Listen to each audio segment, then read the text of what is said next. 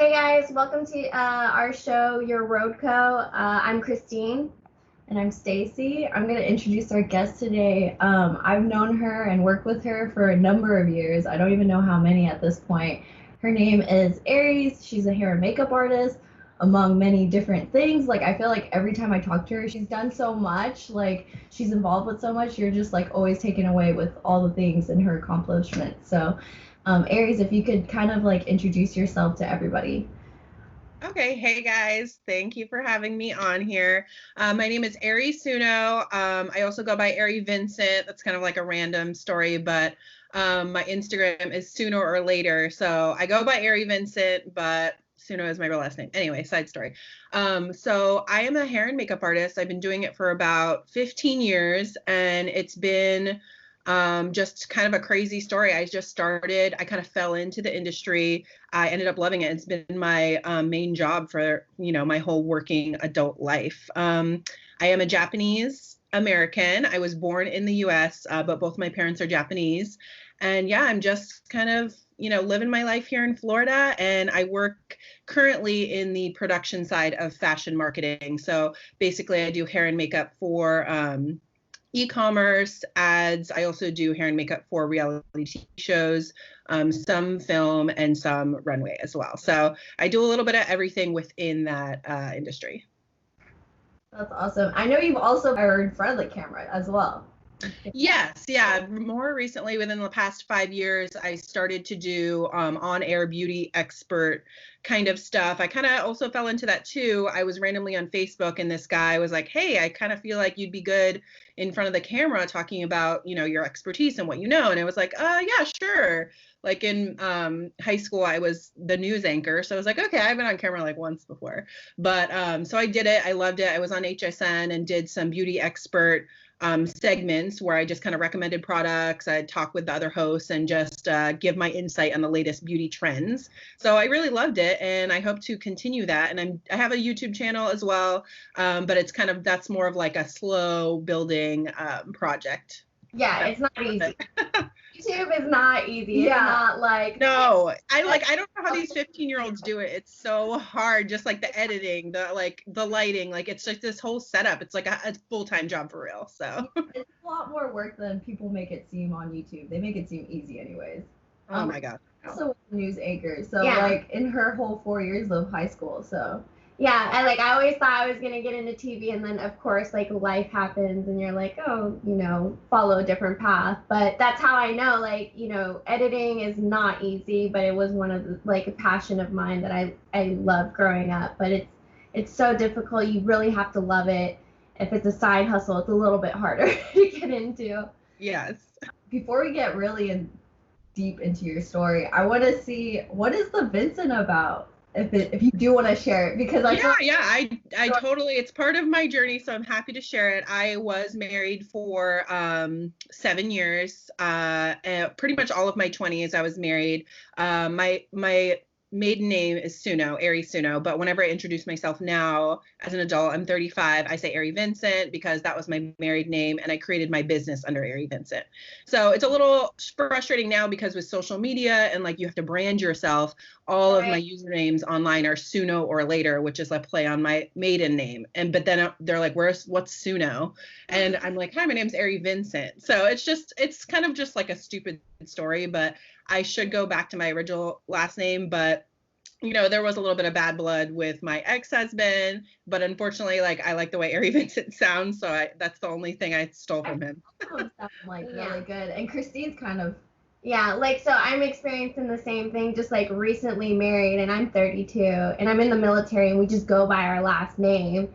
And like, now that I'm married, he's like, when are you gonna switch your last name? But I'm like, everybody knows me as Bovie, and it's so hard later because you said you built it off Vincent for a little while in your 20s, and then it's so hard to like go back to that because it's your personal brand now almost. Exactly. It truly is. And people know you as that. And it's like, well, and then I have to go into this whole story about it. And then people feel weird because it's like, oh, you were divorced. And like, do I ask about that? Like, whatever, so. Yeah, it's a little more acceptable now. Everybody's like, it's just reality. Like before, I feel like it was more taboo. And now like everyone's more accepting. Like, yeah, this is life. people don't like go through challenges and people's relationships don't work out. Like that's just reality. Yeah, exactly. I mean, when I was going through it, it was a super painful thing.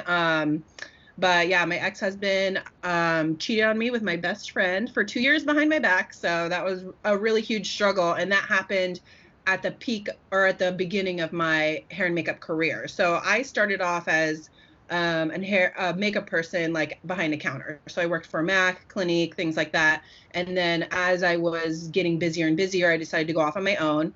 And I started traveling a lot. And so that's when my marriage started falling apart. So it was kind of like this like good thing, but then bad thing happening at the same time. And yeah, eventually it ended up not working. He, my best friend, I had no idea.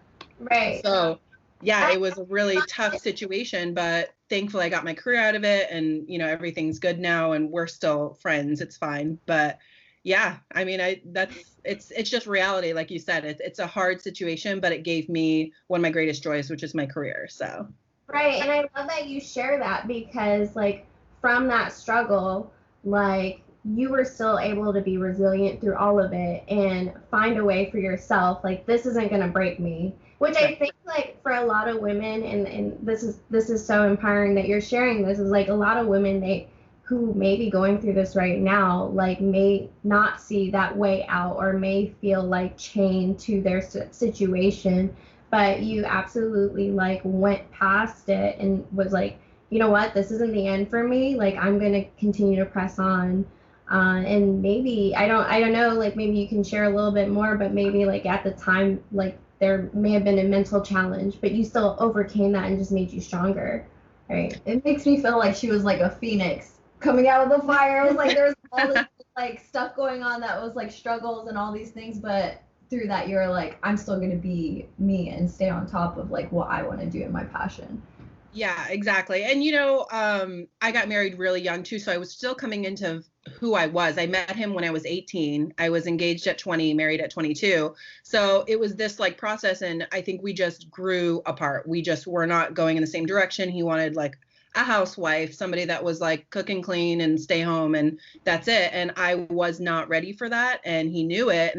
And as I started traveling, he's like, I don't want you to travel. I don't want you to. And it's like, I just started to see that that's not the path that I wanted. So I think that obviously with the cheating and everything, it just made me see who I wanted to be and like where I wanted to take my career. And then I didn't ever want anybody to tell me what I can and can't do. So that was an eye-opening experience. And then in addition, while I was doing going through the divorce and everything, it was so hard because I was also doing wedding makeup at the same time. So it was so hard to like and Stacy, you know this, because we work with clients, we work with models. We have to put on this happy face and like be positive all the time. And it's like watching these people have the best moment of their life, right? And then you're like, yeah, I'm just going through a divorce, no big deal. Like, but I'm seeing the end of this. Yeah, exactly. So it's just hard being and you have to work with a different crew every day in our jobs, because it's like you don't get to like work with that same 9 to 5 crew like in an office and they get it, and like you kind of have to like re-explain yourself all the time. So like, oh, I might be acting like this, but like it's because I'm going through something. But really it's just like, it's nice if you could, like, if our industry allowed for us to work with the same crew sometimes, because it's just like, then they know the deal. Like, you're going through something right now. Right. And it's like, give her some space or whatever the case may be. And you don't have to put that facade on all the time. Exactly. Yeah. But like, I know you're in a really, it seems like, healthy relationship now. And I kind of want to know, because I've been doing this for 6, almost going on 7 years. And I've been in a relationship for that long, but I see people like Linda and like people that have been married and they still travel so much doing what we do. And so it's like going from that relationship to this new relationship that you've been in for a while, like how do you see the differences and like what takeaways in a healthy relationship doing what we do? That is a really good question, because I always talk to, people in our industry. It's like, how do you keep like a stable relationship? And I think it's just being super open and very, keeping the line of communication open, because my boyfriend now I've been with for 4 years and he's so supportive. And I think what's really helpful though is that he has a job that's also similar. He has to be a self-starter. He's a real estate agent, so he travels a lot. He has to be, on his own schedule. So he gets that I have to leave, and he helps with my animals when I leave and all this stuff. So it's just, I think, like, as you get older too, you understand that, like, your career is like a huge part of your life. And I think when you're younger, it's like all about the love and you and the guy. And it's like, it's like it becomes more of a friendship when you get older and you understand, like, this is this person's passion and I need to support that if I want to support the relationship. So that's my biggest takeaway. And I'm super appreciative that I have someone now that gets it, Yeah, it's amazing. And yeah, a lot of people on our sets do talk about relationships, so it's good that we kind of like talked about that so some people could get some like idea of what they should be looking for. So now that we've kind of got into a little bit of how you started, can you go in more depth of going through all these struggles and where did it go from where you were like, this is my thing and this is what I'm going to do now? Yeah, like share the timeline. Like, did it start from like early on in high school, or was it after, was it in your 20s? So yeah, it basically did start in high school. I graduated high school. Straight out of high school, I got a job at a Victoria's Secret, and my boss left there, and she went to go be the manager at a Dillard's, which is kind of funny. Full circle. I'll tell you later. So she was the cosmetics manager of the whole department at Dillard's, and she was like, "Hey, I just kind of feel like you'd be good at makeup. Like, would you come work for me?" So I said, "Yeah, sure." So she put me at a Clinique counter, which I knew nothing about. It was very skincare focused. And at the time they were doing makeup with cotton balls and Q-tips. We would go to training and they would teach us to put the cotton ball in the blush like this and go like this. It was really crazy. And a lot of the clientele was older. So I feel like I'm grateful for it now, but back then I was kind of like, what am I doing? But I learned so much by having to put makeup on older ladies, because those are the women that really just like want to feel better, want to look better. Like, you really have to like work with their skin type and understand their skin. And then now as I get older, or now that as I'm older in my career, and we work with these beautiful models that like need nothing, like it's kind of like funny because you use way less as you get further into your career. But anyway, so I started out Clinique. I worked there for about a year and a half. I became the business manager of Clinique, and then I was fast tracked to be management for that company. But I wanted to leave because I wanted to go work for MAC, because at the time MAC was like the top makeup artist brand. Sephora wasn't really a thing at that time, so MAC was like it's like, oh, I want to be a cool MAC girl, So I interviewed there. I got a job as a third key, which is like a third manager basically.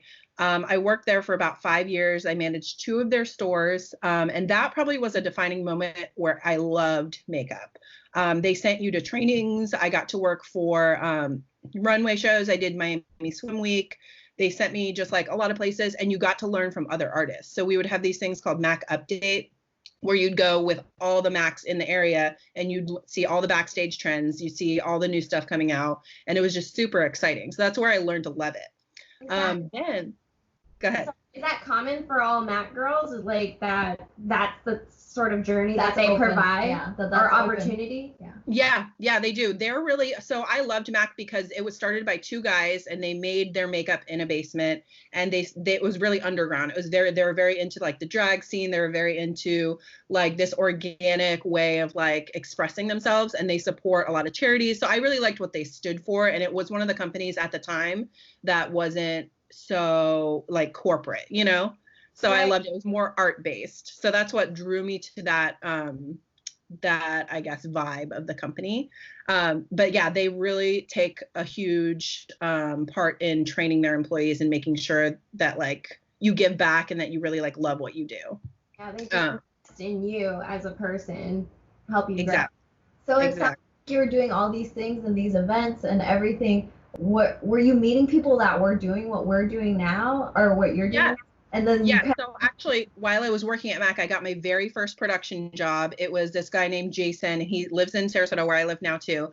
And he would always ask me, he's like, "Hey, are you available on this day to do this shoot?" And I'm like, "What are you talking about? I work every weekend. I work every holiday." Like in my mind, I was like, I didn't even know that what we do existed. That was just like, oh, that's like movie magic. Like I could never do that, So he got me on a shoot for Hydroxycut. And we went down to somewhere in South Florida, and it was so amazing. Like, it was like a 2 or 3 day shoot. We got put up in a hotel. We, had to do hair and makeup on all these people going through this, like, fitness journey. And it was just crazy. That was my first exposure to production life, and I loved it. And from that point on, it's like I got a bug in my ear to see how I could do this, and so he was kind of my mentor at the time, and I kept asking him questions like, how do I do this? How do I do that? And yeah, it was still a mystery at that point, I guess. I think it's funny that whenever you do start this industry, you could tell who's new because we were constantly asking questions because there's no guidelines. When you step into this, you're doing a 1099. What is a 1099? You like have to file taxes differently. And like you said, this is a world that like, unless you're in it or unless you know about it, like this, nobody thinks about this production life, like especially back then when we were doing it. Are starting out. Now it's like everybody's like having their own production thing in their home, making creative videos and TikToks and stuff like that. But like definitely there's no guidelines, and I feel like that is something I remember even starting out myself, just asking so many questions to other freelancers like, hey, like how do you do this and what is this? Like it's just very new. Yes, it is. And like go ahead. I was gonna ask, what was it about production that, like, as soon as you did it, you were like, this is my thing. Oh my gosh, like this is it, like versus because you were still working at Mac and like you did a few production, like what was that like? Is it because it's like, wow, like I did that with the energy? Yeah, it was kind of like I don't think it really exists as much now, but like back in the day, it's like for you to see something that is going to go on national TV, it's like, whoa, it's like, oh my God, like I had a hand in doing something that like, I don't know, it's like, it kind of gave me that star quality feeling, like I was going to be famous or something like that. But like, even though I know I'm not in front of the camera, it's like, you just feel proud to know that you created something that like everyone's going to see in some way. It just seemed like bigger than what I've ever thought I could do. You know what I mean? And when you're in a store, it's like, at the end of the day, Mac was super artistic and I loved it, but you're selling a product. And they got really pushy towards the end of my Mac career with, you have to sell more than one item to each person. You have to sell this much money at least to each person. It became very like robotic and it took the fun out of it. Whereas production, you're doing your art and then seeing this great thing like right after. And you're like, whoa, like it was just more fulfilling, I think. After you started getting in a little bit, like how, because I think the major pivotal point in my career is like, oh, I could travel now for work. Like you have other clients that you're traveling for now. Like what was that like, getting that momentum of like people are actually like seeking you out and like wanting you for gigs and people have been talking about you to like other people and like all of a sudden it just kind of spreads like wildfire and like you kind of pick up this momentum. How did that like happen and how did you facilitate that? Well, for me, it was a very slow process because this is something that I don't know if you've had because you do more clothing and stuff, but like I had a huge confidence issue. Like I could talk to people one-on-one, but like when you start working with these huge models and like crazy art directors, like the personalities in this industry are very intimidating. I'm naturally more of an introverted person. I'm extroverted for work, but like when you have people screaming at you and you're just like just talking down to you, it was just very intimidating to me. So it took me a while to get to the point where your confidence almost has to sell your work, so even if your work is amazing, it doesn't matter because you have to be this big personality. So I found that a lot of people were bypassing me because they had these crazy flamboyant personalities and they were like, oh my gosh, like this and that. With makeup artistry, it's kind of like also kind of a stereotype too, right? That makeup artists and hair people are like crazy and like fun and loud and whatever. And that just wasn't me.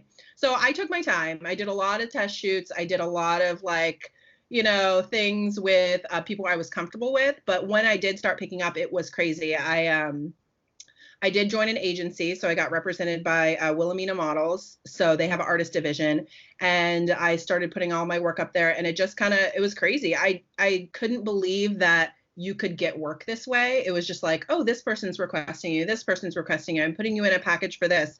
And it was just, it was kind of mind blowing. I was like, wow, I can do this full time. So, yeah, I don't know. It was just kind of, I guess, putting your best work out there, and you really have to be self-motivated to keep creating your art to show what you can do. Because it's not just, you can't just sit on your ass and just like not create. You have to continue creating so that clients can see what you can do.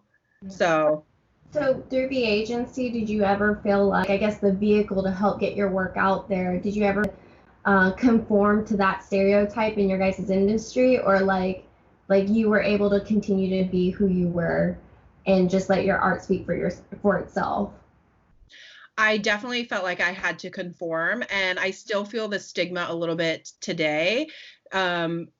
Starting as a MAC makeup artist, MAC is known for very crazy makeup, bright colors, all that stuff. So like in my mind, when I thought about someone doing hair and makeup for fashion or for TV, all that, I thought, oh, they have to be also look a certain way. So I was wearing, like, when I first started, this is so embarrassing, but I used to wear high heels to set, like this high, like blue eyeshadow, like all these crazy colors, like hair done to the nines, like in a kind of dressy outfit. Like that's how I thought you were supposed to dress as a makeup artist. And you know, Stacy, like when you come to set now, makeup artists look like nothing like that. They're wearing hoodies, sweatpants, no makeup, hair is like disheveled. Like I feel like the worse you look as a makeup artist, the better like Yes, I swear to you. And especially New York makeup artists, like I see them roll in, I'm like, oh, is that the makeup artist? I will say New York makeup artists can roll in and they have like a certain look about them. Yes. And it's like, and then they look at someone like me, because I just grew up in the industry in a way that I want to look polished. Like at MAC too, sorry, I keep going back to it, but you would be sent home if you had chip nail polish. You could not come in wearing less than 3 products on your lips. You could not come in wearing only eyeshadow. You had to wear eyeliner, everything. So it was like ingrained in my mind that you had to have a look when you came in, because you're selling that. You're selling beauty, you're selling makeup, you know what I mean? And that's why we wear black, because the face is the focus. So I was always like, I need to look a certain way. So, you know, I still come in, I look more polished, but I wear more casual clothes. Yeah. And so people look at makeup artists that wear makeup and they're like, oh, she's trying hard. She's trying hard. Exactly.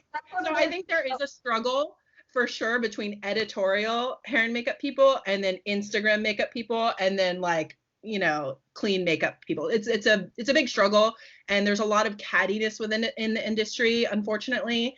And going back to talking like and asking a lot of questions, a lot of people don't want to answer those questions. Very true. The industry still is a little bit of a secret. It's becoming more and more open now, but like a lot of the OG makeup artists did not want to give their assistants any information. They did not want to give anybody coming up or anybody younger any sort of help. And that's unfortunate, because women should help other women, let alone makeup artists should help other makeup artists, you know? So it's a little bit frustrating in that sense. I think now that social media has like a major play on things, I feel like some people, like not everybody, because like you said, like people want to keep their spot in the industry and they don't want somebody taking their spot. So why would they tell somebody else? And I feel like that's part of it, which it shouldn't be. I feel like if somebody asks me, I'm going to tell you how it's done and like how you could get to where you want to get to, but it's like not easy. It's not going to be easy.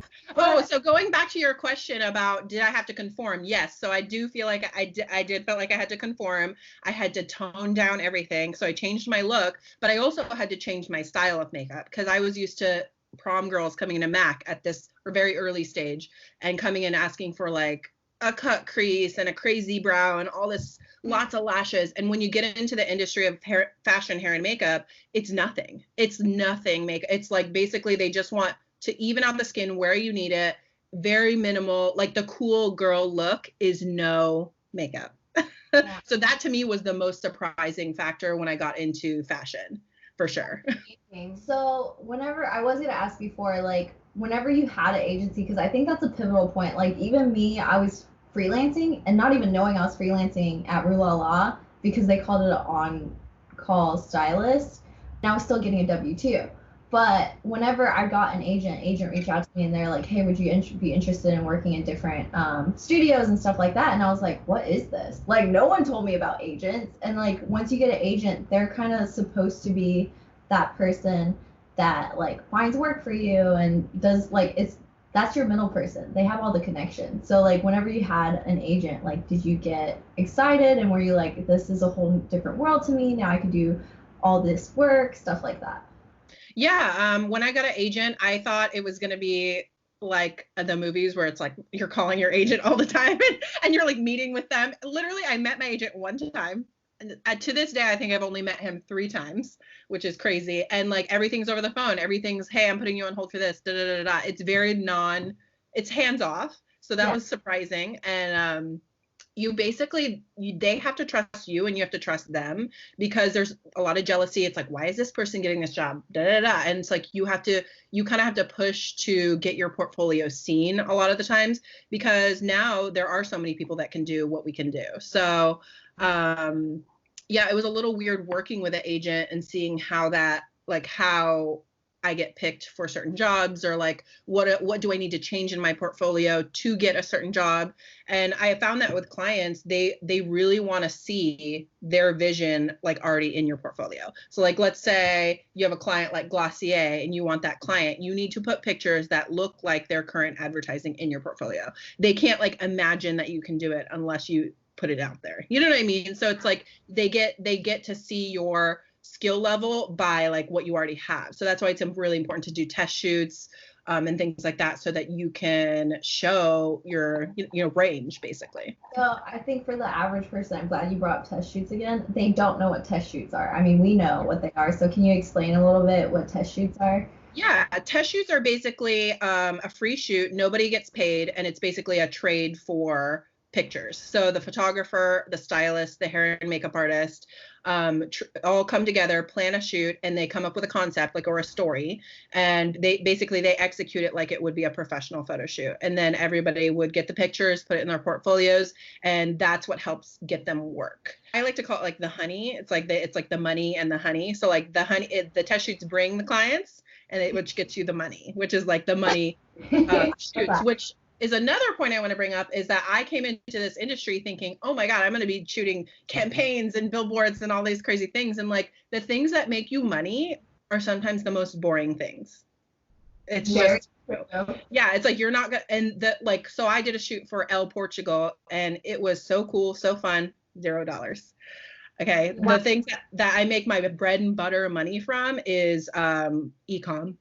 It's boring stuff. Reality TV, which I like sit in my car the whole time. I do makeup once in the day and then sit for 10 hours. And it's like the most boring scene I've ever seen in my life. Like that's the reality of it. And it's still an exciting job. I still love what I do, but it's just kind of like it's funny when you think about it. And when you actually get into it, you're like, oh, okay, this is what I'm doing. I think the test shoots and the editorial and ad stuff is where you have the most fun because you get to be the most creative. The e-com stuff, where we know each other from is just more like getting production done, like getting it done, your volume, getting it out the door. It's not about like, oh, let's have a good time. Like it's just getting the work done. But yeah. I finally like circled back to my thought of like how social media has kind of changed how makeup artists and stylists and everybody is more open to sharing because it's authentic and people want to be like, how did you get to where you are in your journey? I think social media has kind of played a little bit of a role for like people to open up of like how they got to where they got to, because a lot of people are like seeing maybe your Instagram feed and stuff like that. It's like, how do you get to do the things you do? Do you get messages like that? I know I've gotten some messages. Yeah, I get messages all the time from people. A lot of times they're in hair school or makeup school and they're like, how do I do what you do? Like, can I shadow you? Can I do this? Can I do that? And just so many questions. And I answer all of them. And unfortunately, when I tell them what it takes to get into it, a lot of them just stop messaging me. But there's a few that are like super excited and they're really, really grateful to know what I did. And I don't think that my journey is like the way everyone should go, but like, and I think it's changed too. It's like, I kind of just fell into it and I got lucky that the agent wanted to take me on. But at that time, my agency was hiring emerging artists. So there's a board when you go to an agency for hair and makeup. So there's hair and makeup. And at the time, Wilhelmina had emerging artists. So most people who are in my position are older. So they're in their 40s, 50s. It's just how it is. I don't know why. So at the time when I applied, I was like in my 20s, mid 20s, and they hired me, but only as an emerging artist because I didn't have that much experience. So I kind of got lucky. Whereas now I feel like if somebody were trying to get in with the agency, they might not be able to do it, because now agencies kind of want you to already have the crazy good clientele and then bring you on, because they want something from you. So they want your clients and then they'll give you some of their clients. It's kind of this like give and take situation now, from what I've heard. Yeah, I kind of feel like it's backwards, because even when I moved to New York, like my agent that I had at the time, up to New York, they're like, we have clients there, don't worry, you'll have work. And I was like, I asked them multiple times, I was like, are you sure you have clients? Like, that's really exciting, I'm excited to move up there. I move up there, I never got one gig from them, never. Yeah. And then I would like email them and I'd be like, hey, like, is there any clients that you've talked to for me and stuff like that? And they're like, no, but do you have any clients like that you've been talking to? And it's like, oh, so you can't find me work, but you want me to give you clients? Like, I worked hard and found my own work, and like, you want me to give you that? And it's like, Yeah. it's kind of like a weird relationship with certain agencies. My agency was a little smaller, so that makes a little more sense for my situation, but still, like, it's a very weird relationship for agents. Yeah, it definitely is. It's very like, it's almost kind of like, I love social media, my social media presence, I'm trying to get out there, but like it almost is like you're your own agent nowadays because of social media, because I'm constantly uploading videos, I'm constantly doing tutorials, and I've gotten so much work from Instagram nowadays. It's like, so I think it's so important to have an agent still, but like you still have to do so much work on your own end to promote yourself and your brand. So I think it's changing. Yeah, I was actually going to ask that question is, are you currently with an agency, or are you a free agent, or are you seeing now that you just kind of have to be both? And are more people just becoming free agents? I do feel like more people are becoming free agents. A lot of the artists I know that I started with at my agency are gone. So they've either gone on their own, they just have their own clients, which is amazing. That's like a dream. Or they've gone to other small boutique agencies, but most of them still are booking a lot of the work on their own. Probably every makeup artist I've ever talked to is not super happy with their agent. It's not like they ever get 100% of their jobs from their agent. So, and another trend that I'm seeing is that makeup artists are hiring PR now. So instead of having an agent, they're hiring a public relations person that they pay them to put their name out there. So it's more of like an image, but they're getting them work through that because they're selling their image and they're kind of getting their name out there, which is great. And it's a lot more focused, but it would be a lot more money out of pocket for the artist. So it just depends on where you are. I live in Florida in a very small town. So I think it's important for me to have a big name agency that will get me work that I would never be able to get. If I lived in New York, I would probably go with a smaller boutique agency. So I think it just depends on where you are and where you want to start. You have this momentum, you are with this agency, and you're starting to see like all this work coming through for you. With that, was there ever a low or a point where this is just too much, that you just felt like I can't do this anymore? And like, what got you out of that? Because obviously you're still continuing to do this. Did you have that moment? Yeah, I think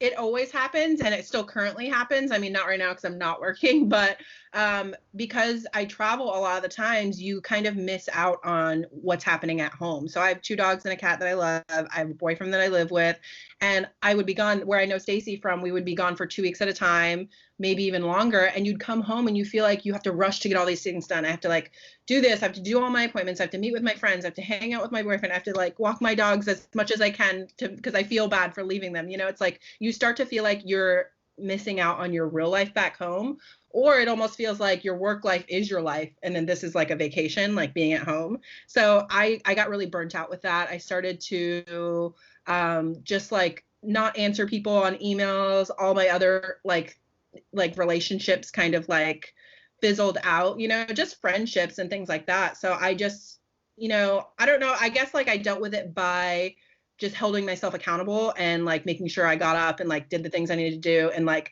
I have a really bad tendency of like when I'm out for work to ignore everything else, because that's the focus, right? It's like you go to work and it's so stressful sometimes that you don't even want to think about anything else. Like I don't want to answer the email, I don't want to like text my friend back even though they're your friends. It's like you just want to focus on what you're doing. And I think that's just production life, because it's like you have this one project and you're focused, and then you're like, I just need to get through this project and then I'm going to deal with everything else. And I think that was a really hard thing for me to overcome, that I needed to just deal with everything at the same time, you know?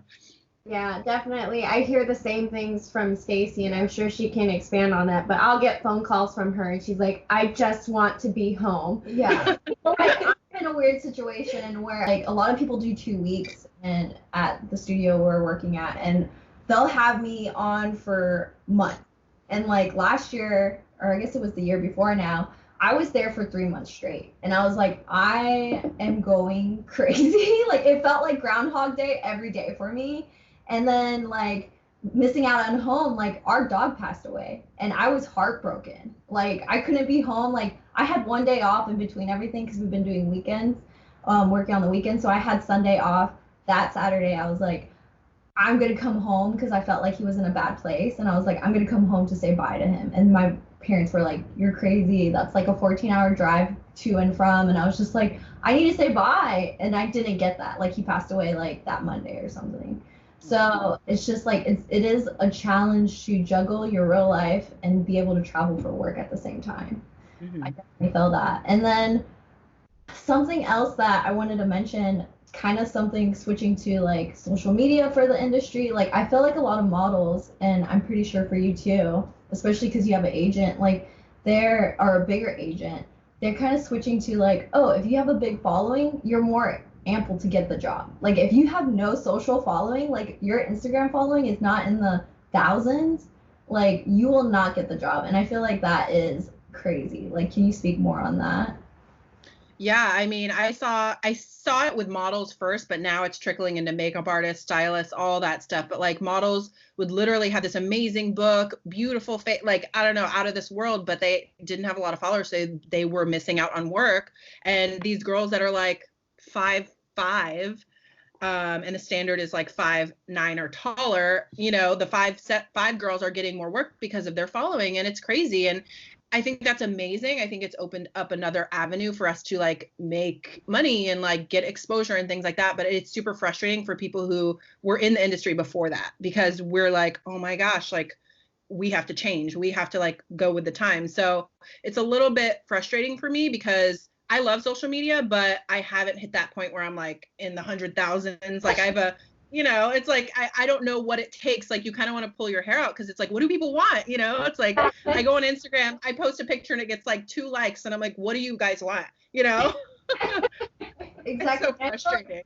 Going with the times, like that, like even from when I started like 6 years ago, it has completely changed. And like when I talk to like veterans, I'm gonna say veterans, of like people that have been in this industry longer, to see how much different the industry was from their time, and like how like not only through production and how like they're shooting and stuff, but also through how much money they make and like made during that time, how much more they were valued. Like now that we've gotten to this point, we're making less, and like if anything, like potentially making less and less in the future, because a lot of people in this industry just want to get the end product. So if they could get somebody out of college that is a photographer or was a stylist or doing all these things, they'll pay them like dirt cheap, hourly or something. We get day rates because we put a lot of work and effort into this. And I tell people, like, if people ask me how much I make, I'm like, that's not every day though. And it's different. It ranges from different clients and also how often you work. Like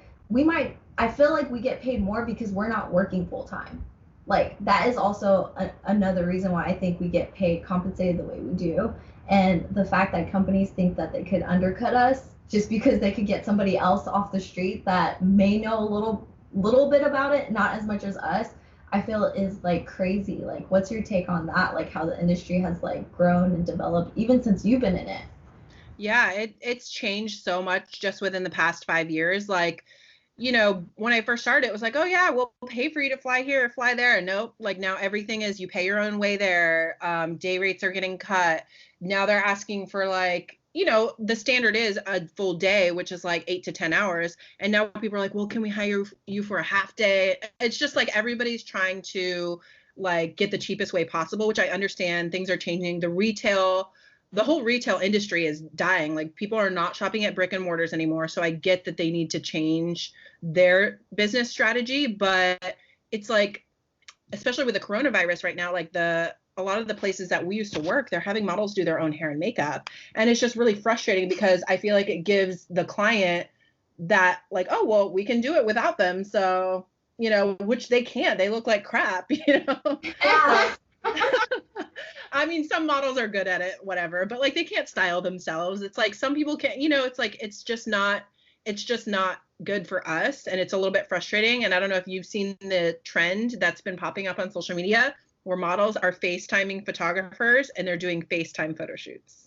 I haven't seen that. I haven't seen that specifically, but I'm in a couple of group pages, like, you know, photographer and stylist group pages, and this photographer posted a conversation with a client of a picture of like a shoot and asked the photographer, hey, is there any way that with a white backdrop, like that a model could achieve this at home, so that they potentially will send her stuff and then she's going to do the photo shoot herself at home. Yeah. And I was like, that's insane. Coronavirus has like taken a weird hit to our industry. I will say not a lot of studios are working, but there are some studios that are working that are reaching out to me, and I'm like, we're in a pandemic right now, and it's like, do I want to risk my life, because like potentially my life, to work and get paid because we're not working right now, or do I want to like stay safe and protect myself? Like, it's just a weird dynamic right now. What do you think? It definitely is. It's like, it's super frustrating because the industry already was very competitive. Yeah. And I always felt like I was scared to say no to a client. Like if someone asked me, I would be like, no, I have to go. Like even if I haven't had a day off in like ever, you know, because you're so afraid of losing that client. And now that we're not working at all, it's like, oh my gosh, what should I do? It's like, should I like screw it? I need to make money and eat, or, you know, it's like, it's so frustrating because we've seen it kind of like go like this, the industry, with like how they're choosing, you know, our jobs. And it's just crazy. Like back in the 90s, there used to be a hair and a makeup person. It used to be separate. And now that's like, you have to do both. And I sometimes get asked to do wardrobe, and I'm like, no, this is a whole nother person's job. You need to hire somebody, you know, and I should be getting an assistant too. It's like these jobs that we're doing are so physically intense, and it's frustrating because sometimes I'll come home and complain to my boyfriend or complain to my friends like, oh, I had to be on set and like I didn't sit at all and da da da da. Yeah, it sounds like it's People don't get it. But it literally takes a lot of work. We did some shooting around the house for this podcast, and Christine was like, that was exhausting. That wasn't even a full day. That was like a couple hours. And I was just, I got to do this every day, and I have to like be more hands-on. And then also the working with a big group of people, like you have to be on all day. Like I'm kind of like you. I'm an intro extrovert, but like it's just a lot of work. It's just draining. Yeah, it's mentally draining, it's physically draining, and like I hate complaining about it unless it's someone in the industry, because they're like, oh my god, you just make models look pretty all day. I'm like, yeah, I wish that was all it was, you know. Talking about the coronavirus, how has it impacted you? And I know that you've also been very like vocal on social media of how it's impacted like our Asian American like culture like in the US. How has it impacted you so far? So for me, it's completely wiped away my job, basically.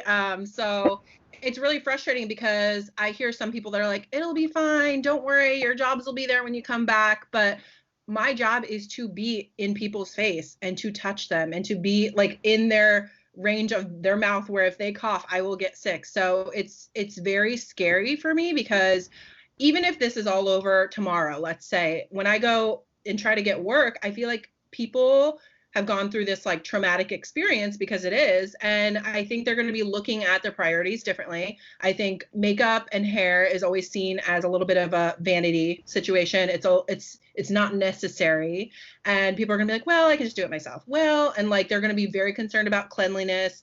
I think they're going to be very weary about money in general, because now we're seeing that like, oh my gosh, all these people that didn't have a savings, they're freaking out about money. And, you know, the person that would spend, you know, X amount of dollars to look pretty is going to rethink that, I think, in the future. So it's a little bit scary for me. I've been online looking for things to do other than makeup, which I don't want to do. And I'm still planning on staying in my industry, obviously, but it's very, it's like a very uncharted territory for me, because I've always been so busy that I almost don't even have time to think about doing anything else, you know, which I should have always had a second stream of income or like another, you know, hobby or something. But it's like, it's kind of depressing because it's like I sit here and I'm like, what would I do if I wasn't doing makeup? And I can't think of anything, you know. Yeah, I actually have the time to reflect because it's like we're gone at least half of the month each month.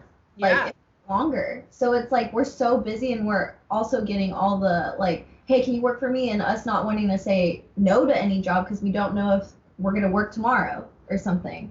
So it is. Yeah. Yeah, so I'm kind of just like letting it happen at this point. I have other hair and makeup artists that are freaking out. I have some that are like, oh, you'll be fine, like whatever. But I feel like all hair and makeup artists are out of work. So everyone's going to be jumping on like that job or whatever that's coming up. So I'm not really sure what I'm going to do. So I'm just trying to like stay positive, you know, do videos, keep my social media presence up, and it's super frustrating. But going back to your question about Asians and coronavirus, so I started seeing all these stories, you know, scrolling the internet about how when it first started to get serious, like a lot of people in New York, my friend who's a makeup artist, she said that she got like attacked out of nowhere in New York on the street for no reason. And then she said it ended up being like the person blamed them for coronavirus. Yeah, and then she said that her other friend got punched on the subway. Then I started seeing then I saw like a college or a high school in Europe. They put all their class, it was all these white kids were going like this and then like said something about coronavirus. So I started looking into it a lot more, and a lot of people were getting physically attacked for coronavirus. And it was super frustrating because obviously I was born in America, but I'm Japanese, I look Asian. So it's so frustrating that someone would just look at you and be like, oh my God, you're the reason for coronavirus, and punch you, which first of all is so stupid because if you punch somebody that looks Asian, it's like you're going to get coronavirus. So like, that's really dumb of you. But anyway, it was very, very sad. So I started posting on social media about this, and literally probably 10 people reached out to me and they were like, I had no idea this was happening. And they were like, this is disgusting. Like, I can't believe this is happening. And it's just like no one reports on that because obviously there is a bigger problem at hand for sure. But yeah, people are getting attacked that like were born here, raised here. Like, you know, it's just frustrating. And I told my boyfriend, so my boyfriend is actually half Korean, but he looks more white. And, you know, he's just like, are you kidding me? Like, that's not even a thing. And I'm like, it is though. Yeah. It is. And it's like, you don't know unless you are Asian. And it's like, I get looks and I don't know if it's because I'm Asian or if it's, I don't know, you know, it's like, so it's very scary to go through that racial kind of profiling. And it's like, what do you do? What do you guys feel about that? Our mom is Korean and my dad's obviously American. So we're half Korean and American. And it's just like, I told my mom, like, especially because you were, like, voicing that stuff out there, I saw, like, that and other things, and I was like, Mom, if you go out in public, make sure you're with Dad. Because, like, I don't want somebody attacking my mom. Mm-hmm. Yeah, thank you for making, like, that, you know, those public service announcements, you know, like, because you're doing the public a favor by sharing these stories and, like, making people aware that this is going on, and it's, you know, like, we shouldn't tolerate it, or you should at least be aware of it. Like, we've noticed it, I mean, locally, my sister, she's been staying with us, and she's like, I want Chinese food. And, like, no kidding, like, all the Chinese restaurants are shut down. Are closed. And I think it's out of fear that, you know, like, maybe their food's giving people coronavirus. Which is dumb. But it's like, really dumb. But none of them were in service. They said due to the coronavirus, they're out. And, like, none of them are doing pickup service or delivery or anything. It's out of the question here. Yeah, and, like, I think the only place that was, like, fine was, like, Panda Express because it's, you know, it's a franchise, you know, so it's different, but these local businesses are being, you know, impacted in Asian culture, you know, that perception or the stereotypes, like, mean something to us, like, when there's, like, this bad stigma, like, it's deep rooted, like, it's very personal. So, you know, I don't know if it was like the local business owners who are like, let me just stay out of the picture, or if there was some direction like, no, you guys need to shut down. But there's so many restaurants that are still open and operating and doing delivery service. But at least here in the local community, like, I've not seen any Chinese restaurants, and it's like so difficult to get Chinese food. And again, like they said, it's rooted from China, so there's that stigma out there. And I don't know if they'll get past that, which is unfortunate because Chinese food is good. I know, seriously, and now I want Chinese food. I know, we literally have been stuck. I've been here for like almost 3 weeks now, if not longer, and like we've been eating all these foods, and we're like bored on food, and that's why I was like, I kind of want Chinese food, and we had to get Panda Express. Not that that's like a big struggle, but it's also just like the realization of businesses aren't operating because of the stigma, and it's ridiculous. Yeah. And it's very sad for them, like in their families, because the service industry, I feel like, took the biggest hit because people are so used to going out to eat. It's like, I'm sure they never thought that this would happen. Like in a million years, like how would restaurants be closed? It's like, you always think that. And like, I thought that same thing about our industry too. It's like, well, we're always going to be making advertisements. Clients are always going to try and sell stuff, like, but now we're all out of a job, so. Yeah, it's very unexpected. Like, it's the craziest sideswipe that anyone could have ever like plopped into like this world. I mean, I'm sure other generations have gone through crazier things, but like before this happened, did you have any like major goals that you wanted to accomplish? Like, it's kind of crazy because you're in this like space of like, who knows now? Everything's up in the air. Yeah. But, like, before all the pandemic, like, did you have any goals that you wanted to accomplish or stuff that you were looking forward to in the future? Yeah, I mean, I had like a full book of jobs, and like I was on the roster to start another reality show called Breaking Amish. I actually worked on it before for one episode, but this was 4 years ago. But the show is still running, and they wanted to bring me back because they were going to start filming. And I literally worked one day, and the whole production got shut down. But they wanted to like bring me on for the whole season, so that was frustrating. And yeah, it was so funny too because I keep seeing these memes because I love memes about like, this was not the year for me to get my shit together, because I swear to you, like I was doing good. I was saving money. I was like booked, busy, blessed, and then this all happened. And it's like, I really felt like my life was coming together, and I was like finally feeling stable and catching up on things, and it all fell apart. So I could kind of relate to that because it's like, I'm doing like a van build out, and I was like, I'm usually used to saving so much, and it's like, my money has been going to the van build out, and then all of a sudden, like, I'm like, oh, it's fine because I could consistently work because that's our norm. We consistently work, which is nice and fortunate for us. But all of a sudden this happened, and I'm like, whoa, like I was not expecting this. Like it is insane. And like there are companies still like running studios, if you could imagine. And like sitting here thinking like, should I go work? Like, because when I go back home, like, should I be working or should I just stay at home? Because when this first broke out, I was like, I am not going to work. That is insane. You're going to ask us to risk our lives. And then now it's just to the point where it's like, yeah, there's unemployment, and then there's like the government relief fund for like the small businesses, but it's like, how does that apply to us? Like, even me, like I will say I filed for unemployment, and they said like, since I am a freelancer, and they said they opened it up to contractors and freelancers. I don't know if the system was still new. They like denied my request. So it's just like, what am I supposed to do now? Should I be going back to work and risking my life and working with other people, or should I stay at home and not? Like, I don't know. Just I know the hit. Yeah. It's I've thought the same thing. I have a few friends that like got jobs at like Target or whatever, and it's like, God, should I be thinking about getting like a part-time job? Because it's like, who knows how much longer this is going to last. And it's like, you hear so many rumors like this, we're going to feel the ramifications for up to a year. And I'm just like, what am I going to do? It's like, I also filed for unemployment. I applied for that loan, but like, even those amounts, which is great that they're even doing that, like is not going to cover anything. Honestly, it's going to cover our food.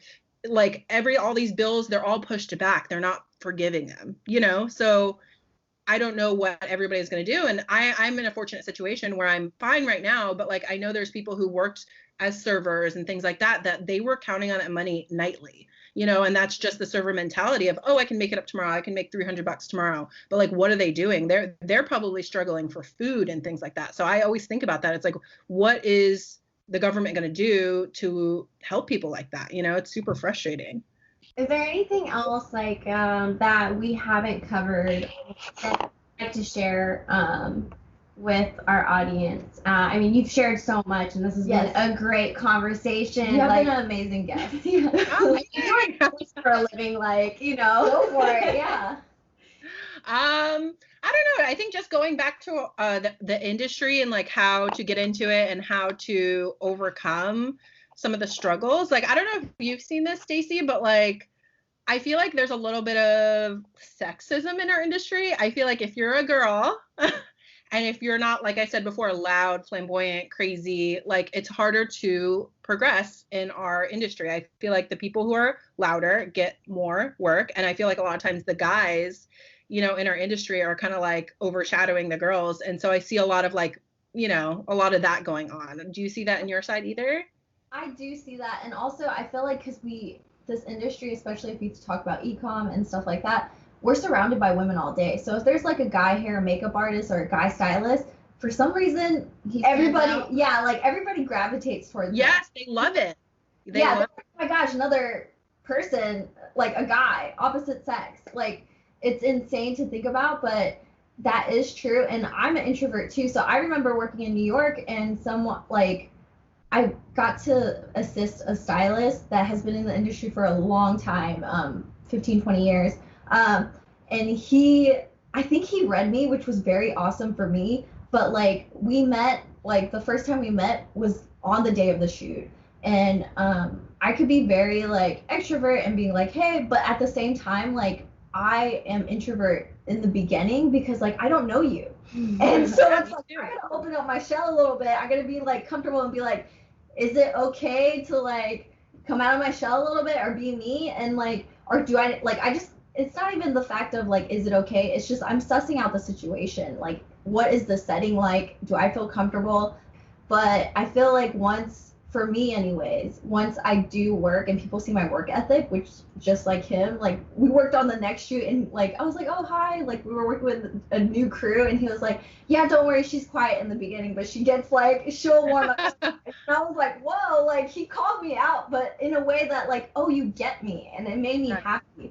But I do feel like that's something good you hit on. Like people should not be turned away just because, oh, they might be quiet like a little bit in the beginning or like just more introvert. It's like, can we get the job done? Do we get amazing work out of it? And that should be the focal point and not just like these big personalities. Because I will say like people gravitate more towards the big personalities and maybe if there's a guy on set just because it's something different.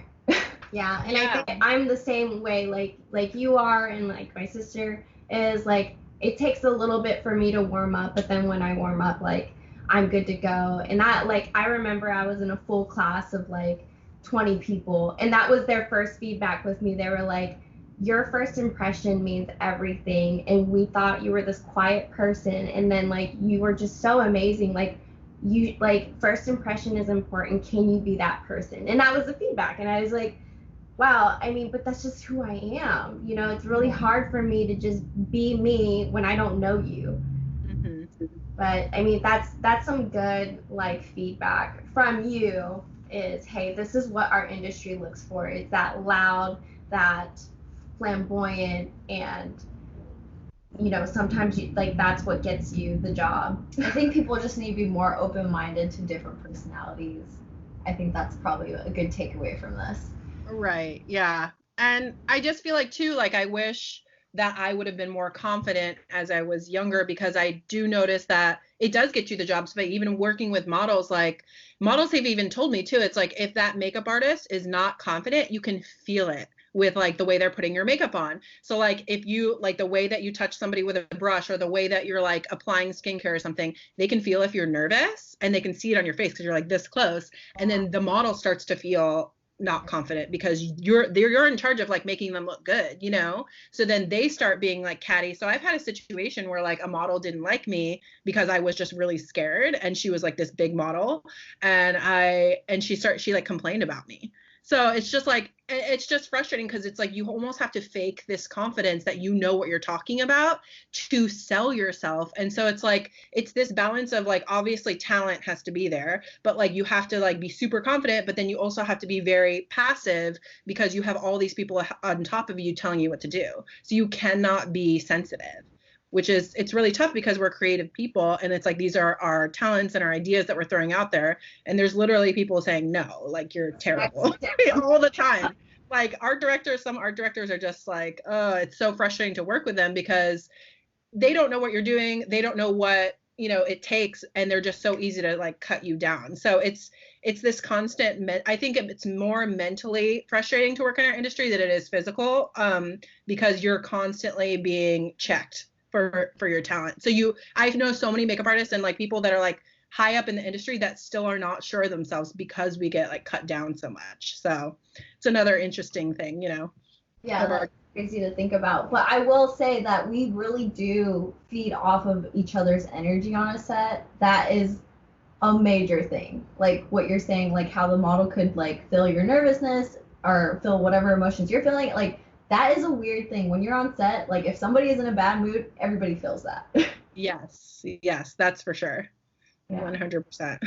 Well, we ask 3 questions in every episode, and we just wanted to ask you, like, the first question, it's more fun. It's, what's your favorite trip that you've ever taken? So I I haven't taken a lot of trips, to be honest. Like I've traveled a lot in the US, but when I was younger, we used to go to Japan all the time. So I've been to Japan probably about like 5 or 6 times, but it was all under the age of 14. But it's like it's kind of crazy because I'm actually in the middle of moving my mom out of our childhood home, so I'm organizing all of our family photos.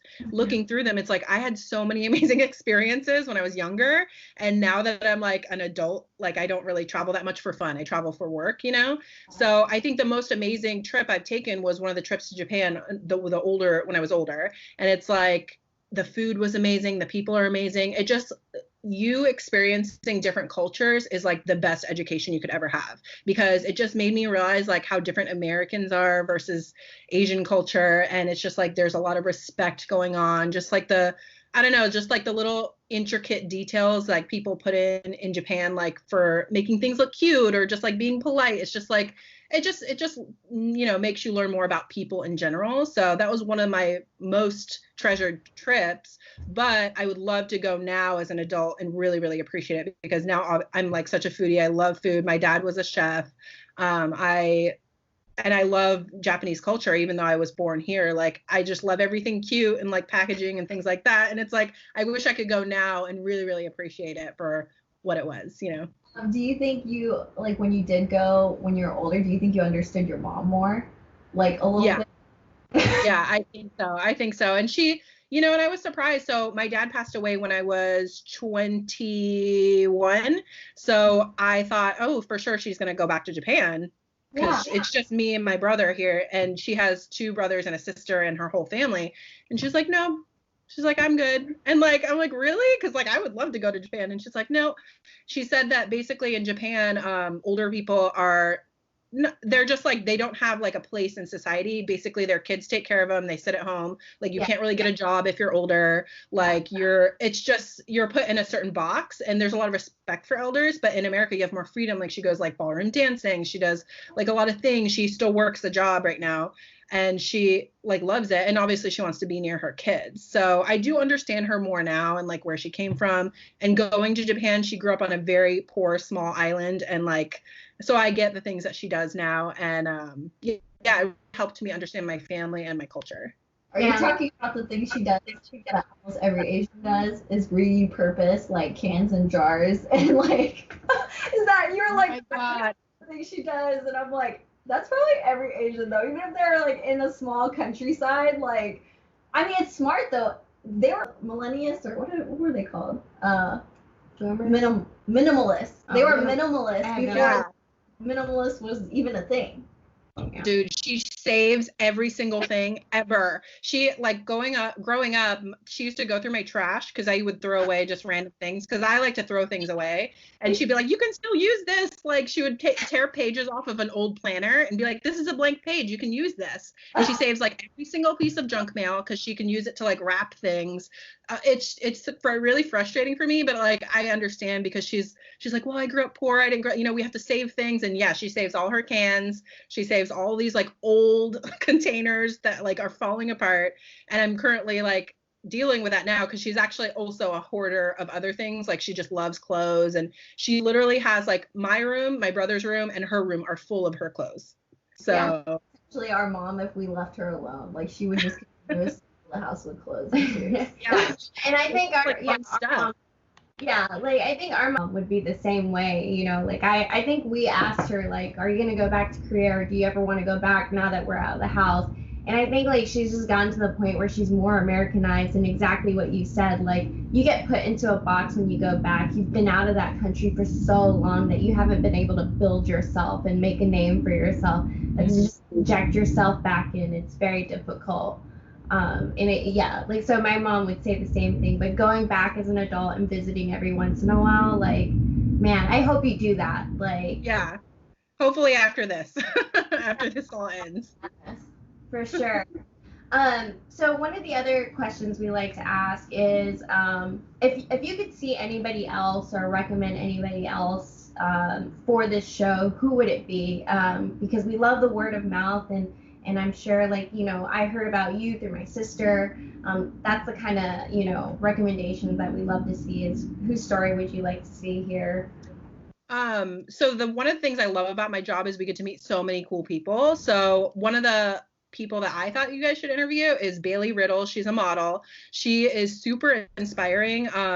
She is a plus size model, so she's very open with like promoting body positivity. She did like a hashtag called Your Body, Your Business. She's always posting like positive things about the industry, and I think it is really frustrating too, because even in that industry, the true plus size is like 16 to 20 or whatever, but like in that community, you're still expected to be like an 8 is plus size in the modeling industry, which is so crazy. So she's just like opening the door to like talking about like all curves are beautiful and all that. But not only that, is she's so, I don't know where she gets her energy, but she decided to be a mountaineer in the past years that I've been working with her. And so she's been training to like hike the Himalayan mountains, like all these crazy mountains. And this is like not just like hiking. This is where you have to be tied to the other person.